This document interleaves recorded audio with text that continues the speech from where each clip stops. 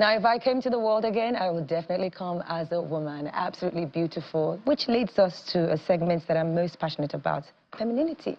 Women are constantly told how to speak, what to wear. We're judged by this societal expectation that I just don't know where it comes from and why it even exists.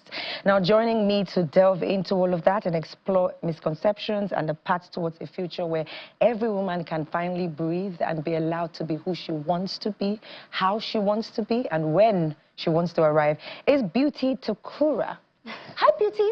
How are you? Okay. Welcome to the show. Thank you so much. Happy International Women's Day. Women's Day to you too. You look absolutely beautiful. Thank you. You look stunning. Thank you. Ebuka, do you want to say hello?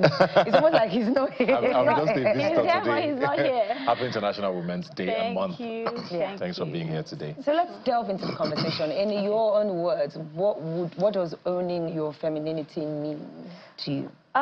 For me, I'd say owning your femininity, to me, it means embracing who you are as a woman, letting go of societal expectations or even opinions, really.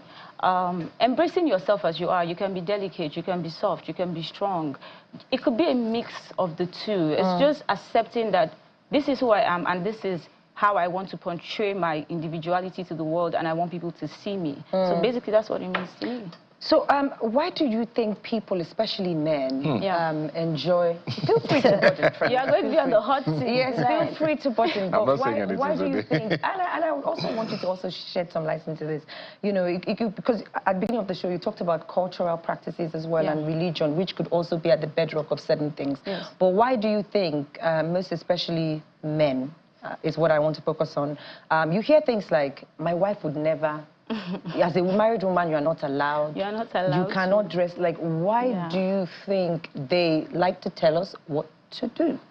I think the whole men wanting to dictate to a woman how to dress, how to behave, how to live, it comes from a deeply, you know, ingrained system of patriarchy. It's all in a bid to control. That's the word that comes to mind. Before now, you know, we had gender roles. I mean, before now, women were only expected to do the domestic, passive, you know, things. But now women are stepping up, they're taking up space. And men see women that have their own voice and are confident as disruptive, sort of, to a status quo that already exists. It's like a system that's already in place. And once you begin to speak up, once a woman knows her power, knows her voice, it's already like a red flag. They see you as a red flag. Even as small as I am, I've had people tell me, you're always too busy. You're always too busy. Someone that liked me once was telling me, you're too busy. And I'm like, let me just correct you, baby. There's nothing small about you. That's where it begins. There's absolutely nothing small about you. But you see, when you continue to say that to a woman, you're making me doubt myself. You know, it's almost like you're trying to squeeze me into a box. Instead of allowing me reach my full potential. So it's all in a bid to control at the end of the day. I actually want to do a follow-up question, sorry, because, you know, talking about the culture and the religion thing we're talking about, you're from the north, you're from Taraba State, and there's a perception of northern culture and what it's supposed to be. You went from that to be Miss Nigeria. And pageantry is seen a certain way as well, you know. What did it take you to do something like that? Because I wanted you to answer that because of other people, not necessarily wanting to go into pageantry, but who want to break cycles, because you did that by breaking a cycle. Yeah, of course. So I'll tell my personal story. I enjoy telling my stories, by the way. You know, before Miss Nigeria, I was most beautiful girl Taraba for 2 years. But before that, you know, I went to my parents the first time, and obviously, you know the answer, it was a no. It was non-negotiable, like just no, right? You know what I did? I had to go to my pastor. I'm not joking. And I spoke to him, and I said, see what I want to do. So he went to my parents and said, look at her like a Queen Esther. So that was the angle that we came in through. Well, religion. That was it, exactly. Thank you. That was just me being a bit smart and me understanding my parents and the society that, you know, I function in. And one thing I would say I did at that level, I had my parents fully involved in what I was doing. So that gave them a bit of comfort, right? Because at the end of the day, I grew up in a northern home where it's a very strict setting. Like everything is dictated, how you look, how you... In fact, you're not allowed to speak too much. They think you're you feel bigger than that, you're aggressive. You know, it's a lot. And then being Miss Nigeria, there was no support. Now, for the Miss Nigeria, it didn't make sense to my dad. To him, it was stay in school, stay in school, stay in school, right? But I still went on to do it. Now, I was called stubborn. That's the first word that comes to mind. They'll call you a stubborn girl.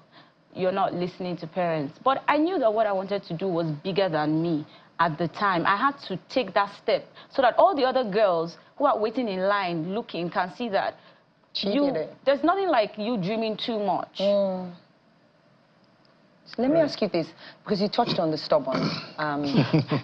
How do you think name calling and shaming women affects the confidence that, you know, a girl child will have? I think name-calling and shaming, it's all in a bit to put you in a box, to be honest. These are labels, right? But how do you rise above that? Because everyone on this chair, I mean, he's a man, he probably wouldn't be able to relate, but I like to say this. We never, you know, I don't know Margaret Thatcher personally, but she might have been the nicest person that ever existed. But because of the environment she had to work in, she became stern. And now when you think about Margaret Thatcher, what comes to your mind is Iron Lady, right? Those are the sort of like name calling and slut shaming sometimes, you know, that people would get to just to try and, as you said, break down. But how do you think it affects? Because I'm sure at some point in her later life, she embraced the Iron Lady and, you know, almost became that. I mean, the whole idea of putting labels on you, that's what I call, you know, shaming and name callings, right? The whole idea of putting those labels on you is to limit you. It's to make you feel guilty for something that there's nothing to be guilty about. It's to put you in a box. It's to make you feel less of yourself so that you can shrink yourself, you can step down instead of owning your full potential. And for me, the message is I need women to know that these labels are not going to empower you. They're only to bring you down. So the more you begin to see it that way, it's easier to break through and step above those labels. So follow-up question, how do you, when you hear femininity and feminism, do you think the two can peacefully coexist? Yes, of course, 100%. Do you think it can? I think it can, but feminism has just been bastardized by people who want to interpret it a certain way. We have people who want to understand those interpretations a certain way. I think the real problem comes from people not really understanding the two. Yes. Right? So can you shed some light on that? For me, I see femininity as more of like the nature of who you are as a woman, right? Like who you are as a human being, the traits, the behaviors. And feminism, for me, the first thing that comes to mind is more of a battle for equality.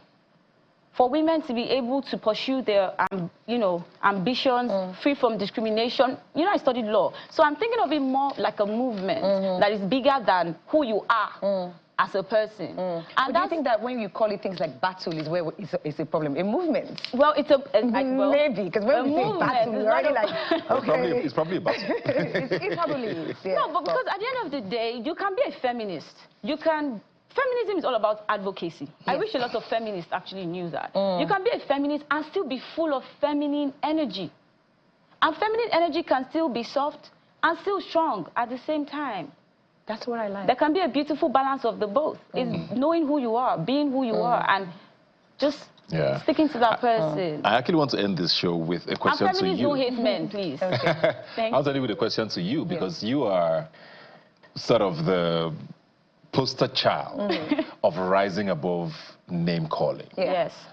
You've done it, and it has even become sort of the norm for other people to say, oh, this is how Toke did it, so let's do it. You know, so how have you been able to do it? Because we've seen you go through what you've gone through. People said what they wanted to say, but you've continued to shine regardless. You know, how do you do it? I think for me, personally, I think my resistance came from a place of pain. At a very young age in life, I witnessed a systemic change that happened in my family. You know, and that shook my world to the point where I thought nothing else mattered. Having to bury both parents on the same day is pretty steep. You know what I mean? So when I went through that, I'm yet to see what will happen more than that. What can be worse? What can be worse than literally saying goodbye to the two people who without even knowing that that was literally going to be the change that your life would take. Yeah. So I feel like from a place of pain rose power, and you know, just turning my pain into purpose sort of helped me, because not everyone's gonna like you, and that's great. Yeah. But you don't know Honestly, me. you're inspiring like the next generation of Yeah, girls. she has. To be honest, to know Thank you that so much. you can Thank you. have your voice, be your person, and those things do not Thank matter. you. The Thank you grand so scheme of much. things. Thank you. Don't just stand